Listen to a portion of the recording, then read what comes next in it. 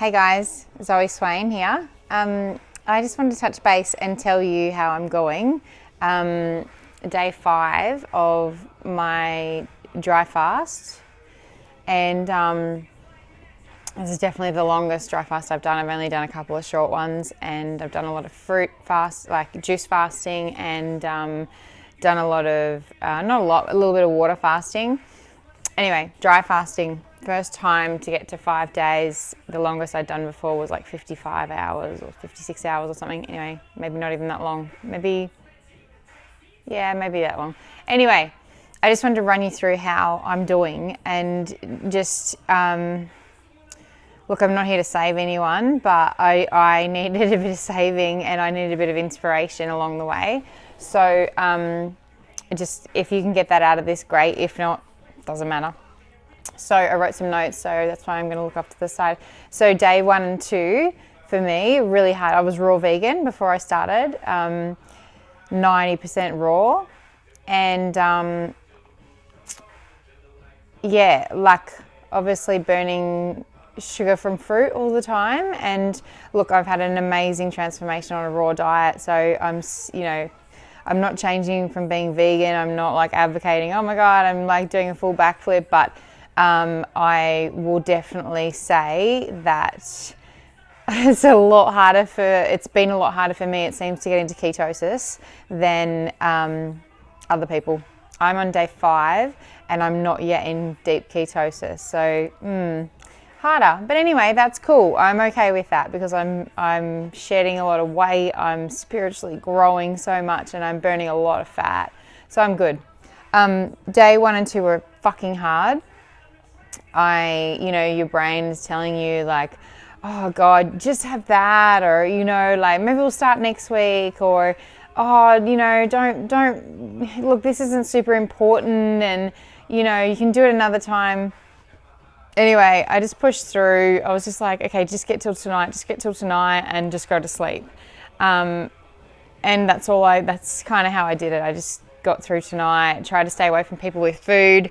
I'd just done a big food shop, and I just sort of done this on a whim because my herbs arrived from Gavin, and I was just like, fuck it, I'm doing it. Yep, let's do it. And so I've got a fridge full of food there. Anyway, whatever. No time like the present, right?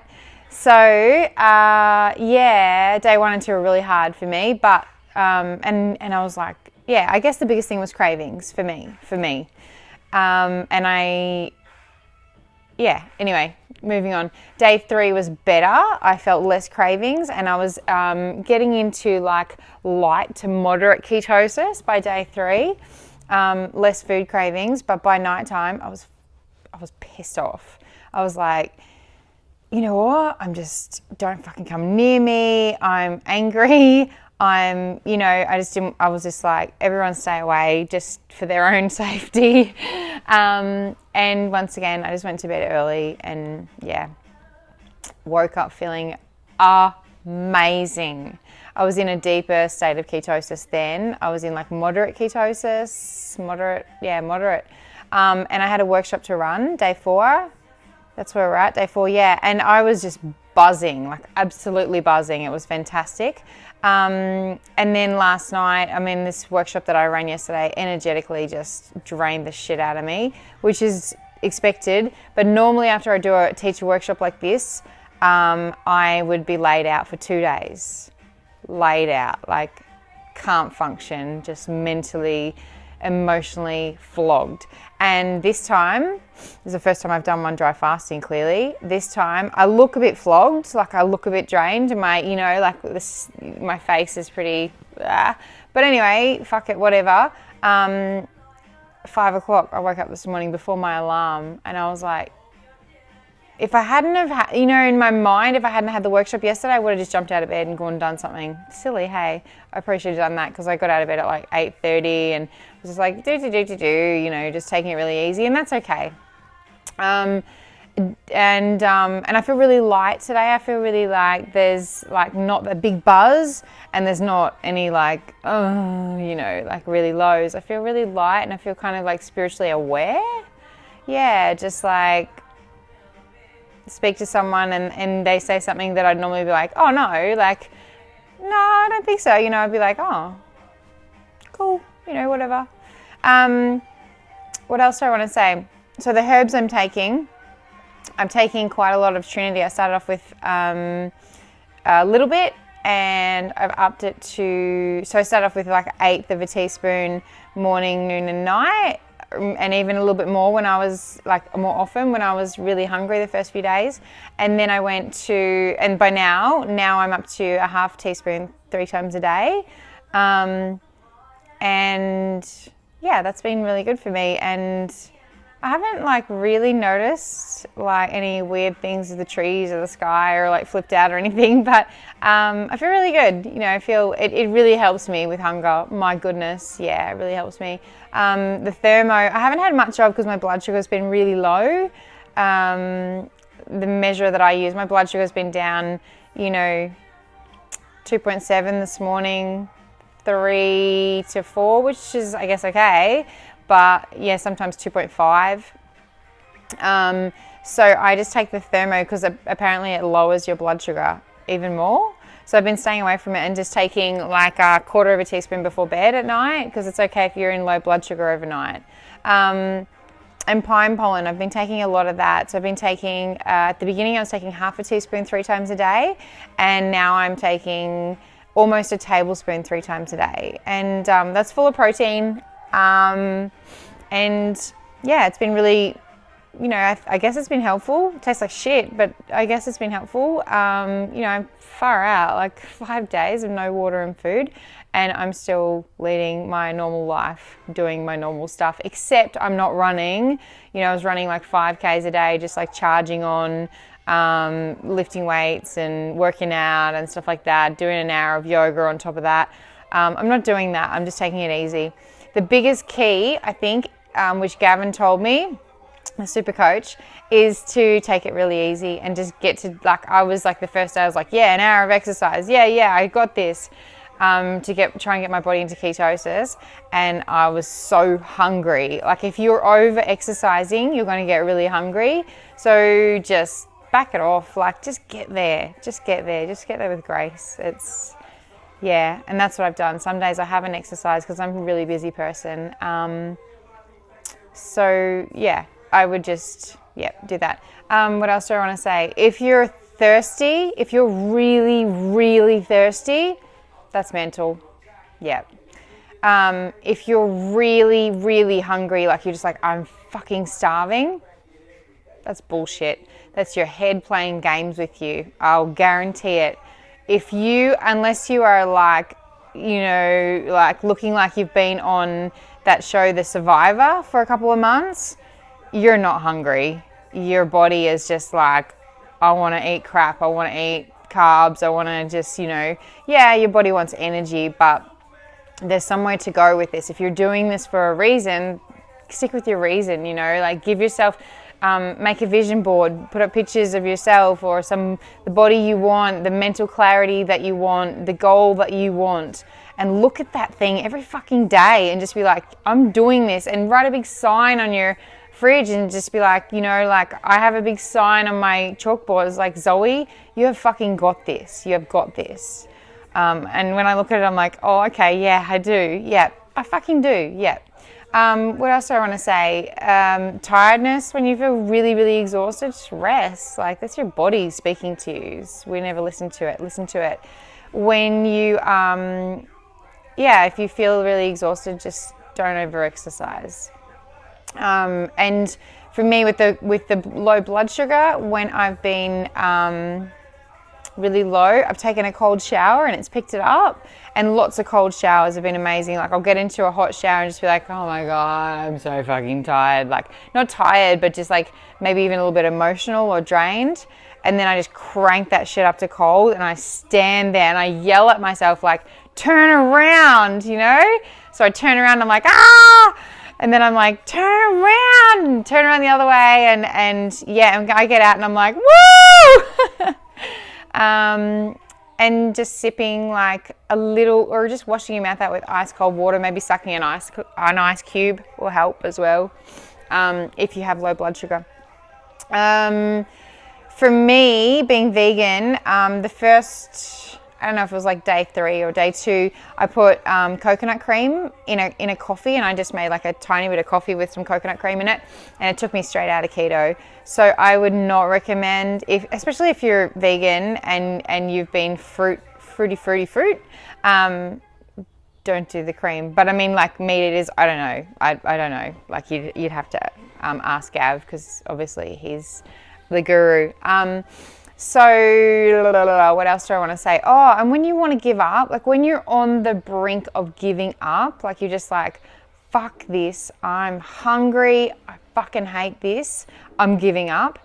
For me, a teaspoon, not a teaspoon, a teaspoon up to a tablespoon of coconut oil saved my life. Like literally the moment it touches your tongue, you're like, oh, everything's okay. I'm not kidding. It's the weirdest thing, but that's been the case for me. And even this morning, I was just feeling like a little bit flat. Like I have to go and teach kids yoga soon. So, and my kids are, I have to pick them up from school, and I got to be go. So I was like, you know what? I just need to get there with grace. I need to look after myself. So, I'm not going to go hardcore and just be like, oh, I need to crawl myself into this. So I just had a teaspoon of coconut oil with a little bit of coffee, just like in like 3 ounces of hot water, and some matcha, and blended that, and it's really nice and creamy. And then I had a teaspoon on my tongue, teaspoon of coconut oil on my tongue. Oh my God, it's like the most delicious thing ever. And the last thing that I want to say is, why are you doing this? Like, are you, if you're fasting, if you're wanting to fast, fucking fast. Like the days are going to go past anyway, and you keep looking at those people out there, and me, I was the same, looking at those people out there and going, oh, like, oh, look at the amazing transformation. Oh my God, they're so lucky. That's bullshit. They have busted their balls to get there. And I won't say I've busted my balls. This hasn't been anywhere near as hard. Mentally, yes. My body, no. My body's been fine. Last night, as a side note for the ladies, last night after my workshop, my womb dropped and my period came on, and I had no inkling that it was coming. Usually I would get food cravings, like, and be like, I don't get any pain, but I would get food cravings and get bloated a little bit. Like, especially over the last sort of 6 months, I've been getting just like fluidy a bit. And I had no idea it was coming on. I was like, went to the bathroom, I was like, whoa, what the fuck? Wow, okay.